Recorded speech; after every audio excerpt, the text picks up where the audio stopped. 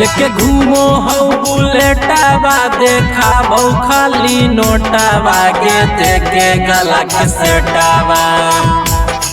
लेके घूमो हो बुलेटवा देखाबो खाली नोटवा गे देके गला के सेटवा।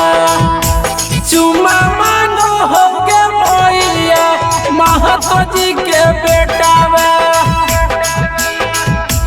चुमा मांगो हो गे मैया महतो जी के बेटावा। लेके घूमो बुलेटवा देखाबो खाली नोटवा गे देके गला के सेटवा। चुमा मांगो हो गे मैया महतो जी के बेटावा। चुमा मांगो हो गे मैया महतो जी के बेटावा। चुमा मांगो हो गे मैया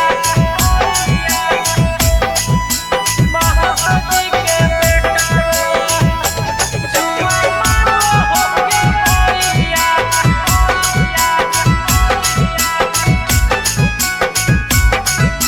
महतो जी के बेटावा। आइटा बालू के उता मैया हकौ ठीके दहर गे। हमरा लागो हकौ बड़ी हकौ होशियार गे। गे मैया आइटा बालू के उता मैया हकौ ठीके दहर गे। हमरा लागो हकौ बड़ी हकौ होशियार गे। हेगे करेल चाहो पियारा बाऊ करो हो इशारा बाजब खड़ा रहियो गेटवा। चुमा मांगो हो गे मैया महतो जी के बेटावा। चुमा मांगो हो गे मैया महतो जी के बेटावा।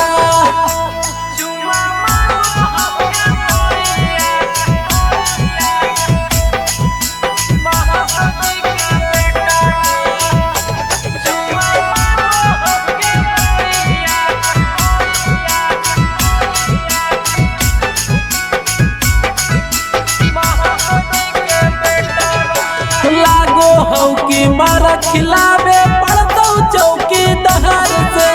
बाबू सोना कहके गे मैया बोलो बड़ी प्यार से। गे मैया लागो हो कि मारा खिलावे पड़तो चौकी दहर से।